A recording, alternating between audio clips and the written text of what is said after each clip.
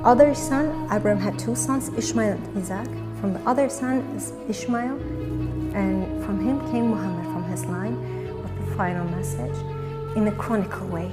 First came the Torah, then the Bible, then the Quran. And if you look at the roots, it's, again, nothing new. What kind of roots are they? For example, to protect the poor, to protect the needy, to help the needy people. Assalamualaikum warahmatullahi wabarakatuh. Alhamdulillahilladzi arsala rasulahu bil huda wa dinil haqq liyuzhinahu 'ala dini kullihi wa kafa billahi syahida. Asyhadu an la ilaha illallah wahdahu la syarikalah wa asyhadu anna Muhammadan abduhu wa rasuluhu la nabiyya ba'da.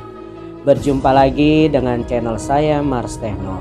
Saya doakan semoga semua sahabat dalam keadaan sehat selalu.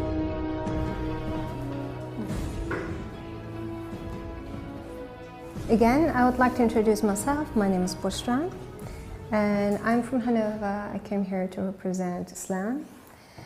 And before I go into the matter, I would like to explain you where it comes from. It comes from the Arabic word root letters. The language is built on root letters, where you can have different words with the same root letters and different meanings in that. So the root letters in this word is SLM, and if you apply it in the word Islam, it means obeying or submission.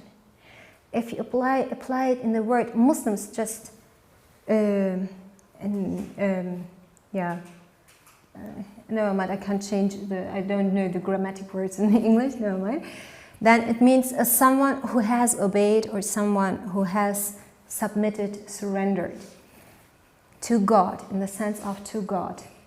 And in the word salam, these root letters in that word means peace, in the sense of whoever has obeyed or submitted himself towards God, he will achieve his peace with himself, peace with his environment. And it is different than the other religions in that term that other religions are mostly named after their founder or starter or after nationalities, like Judaism for the Jews, Buddhism from Buddha. In this case, it is more an attribute which you achieve in that moment when you are someone who has obeyed. Then you are a Muslim. Whoever you call yourself doesn't matter. It's a general word which you can get. It's an attribute which you get on top of it. And if you look at the roots, what I'm going to explain you later on, you will see it's nothing new. It's pretty much kind of in other scriptures as well. You will see the fingerprints of most so different religions in Islam. It's very fascinating, and still it's nothing new. And in special, let me tell you that this is an Abrahamic religion. It's a religion where the roots go back to the Prophet Abraham. From his line came the messenger for this. The prophet is called Muhammad. And from the same line, from Abraham came Moses, the Torah, came Jesus with the Bible. From the other son, Abraham had two sons, Ishmael and Isaac. From the other son is Ishmael, and from him came Muhammad, from his line, with the final message in a chronicle way. First came the Torah, then the Bible, then the Quran. And if you look at the roots, it's, again, nothing new. What kind of roots are they? For example, to protect the poor, to protect the needy, to help the needy people, to protect the orphans, to be respectful against elders, to be merciful against children, and so on. And therefore, if you try to obey, you will, through these roots, achieve after a time your own peace. You will be able to protect, which is the most valuable part of your body, from which you only have one. It is your heart. To protect your heart from getting hurt, in the metaphorical sense, your psychology, as well in the literal sense, your body. and to protect the hearts of others from getting hurt, because others in your environment has rights as well. You're not the king on earth. With that sense, all rules are built on it, like a manual how to live. Before I explain, let us go into the beliefs, yeah. Let us go deeper into the beliefs. What kind of fundamental beliefs do exist in Islam? So if you believe in that point, then you will get automatically that attribute as a Muslim. This is believing in one God, believing in the chosen prophets, believing in the revealed books, believing in angels, believing in the hereafter, believing in destiny and fate.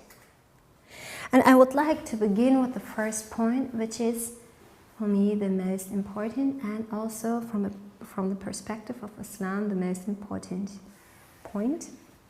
This is the belief in one God.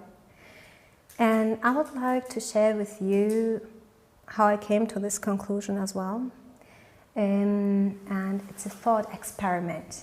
It's a thought experiment where everyone maybe can understand why I came to this conclusion. By the way, I've made this as well with you, as you can remember. It is, and you know it as well, Dora. It is an example pretty easy. For example, if I tell you guys that we should leave this room, yeah, nobody's in this room, and we will come after an hour later, and we will see the chairs are in a specific order afterwards, in order like a cycle. Let's say it's in a cycle, okay? Without seeing who did it, without being here, you can conclude to what?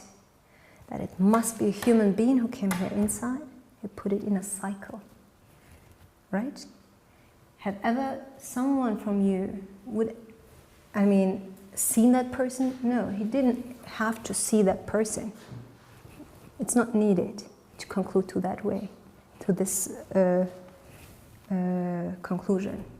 Why is that not needed? Because you wouldn't believe me if I say the window was open, the wind came in, it blowed every chair in one cycle, isn't it? If I give you any explanation which has not to do with us, you wouldn't believe it. And the reason why is because you have something which distinguishes you from anything else, from any creature else, and this is your intellect. This is the way how you can think, the way to think logic, to conclude backwards. You can see a reaction, and you are able to conclude backwards who might be the actuator of that reaction without even witnessing it. Let me give you another example. That is in my bag. One of my also favorite examples. And this is my Samsung. I would tell you how this came into being. You wouldn't believe me, it's so cool. This came for, many decades into being, the Samsung. It happened through an explosion of lava with a volcano. The lava came up from the mountain, it crashed against this rock, against that rock. Through special weather conditions, it got the form of a Samsung. It got all the elements which is needed through the magma and all the rocks and all the dying animals inside of the magma. And in the end, it got that shape through crashing around, landed on the ground. And while I was jogging, I found my smartphone on the ground. So, I see some of you are smiling because it's obvious that it sounds insane here, what I'm telling here. But the point is, would you believe me if I tell you that I have my doctorate in chemistry, in geography, and in physics? And if I come here with a theory, which is more complex that you don't understand it, maybe, but if I bring up the theory why this Samsung came into being through an explosion inside of a magma and later on, on Earth, would you believe me that? No, you wouldn't. Why? Because I don't have to explain you that actually, because you have the ability and this is here inside. You know the solution, even I don't have to tell you that it cannot exist through coincidence or from, that elements who are coming to this, end point, to have that elements are putting themselves together to have this shape, this which we call Samsung. Why? Everyone knows how complex a Samsung is. Everyone knows how many plastic engineers are behind this, electric engineers are behind this, and so on. Computer engineerings. They are all behind of this little tiny Samsung, right? You know it. Have anyone from you ever seen the doer of your Samsung? The creator of your Samsung? Have you seen him? Have you met him? No, you didn't. Still, you know it. You can conclude backwards. This is the element which you have, the intellect. And this is why I ask myself, how is it possible, guys, that the universe which works perfectly in a design, without any error in its beauty, it could be even ugly, it's not, it's beautiful as well. How this works without any error. And if I look further, deeper, the earth. What would happen if the earth goes, and we know it, even 1 inch closer to the sun? Everything would burn down. 1 inch further from the sun, everything would freeze to death. Selesai. Semoga bermanfaat. Terima kasih telah menonton video sampai selesai. Mohon maaf jika ada terjemahan yang kurang tepat.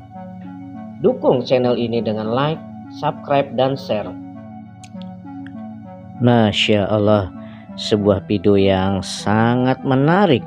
Seorang ustazah yang berasal dari Hannover, Jerman, menjelaskan dasar-dasar agama Islam kepada mahasiswa dan mahasiswi Jerman yang mungkin mayoritasnya beragama Kristen. Terlihat dari ekspresinya, mereka sangat tertarik dari penjelasan dari ustazah tersebut. Nama ustazah tersebut adalah Bostrom. Penjelasan dari beliau mengenai asal-usul kata Islam, SLM, dan diterapkan menjadi kata Islam yang berarti mematuhi dan ketundukan. Maka dari itu berarti seseorang yang penurut atau seseorang yang telah berserah diri kepada Tuhan, itulah disebut Islam. Beliau juga menjelaskan tentang sumber kenabian dari Nabi Muhammad SAW, berasal dari bapak para nabi, yaitu Nabi Ibrahim yang mempunyai 2 orang putra, yaitu Nabi Ismail dan Nabi Ishak. Dari Nabi Ishak lahirlah nabi-nabi dari Bani Israel sampai Nabi Isa alaihissalam. Dan dari Nabi Ismail lahirlah Nabi Muhammad SAW yang merupakan penutup para nabi atau nabi yang terakhir. Nah sahabat, mungkin itu saja sedikit video reaksi dari saya. Mudah-mudahan bermanfaat bagi kita semua. Wabillahi taufiq wal hidayah. Wassalamualaikum warahmatullahi wabarakatuh.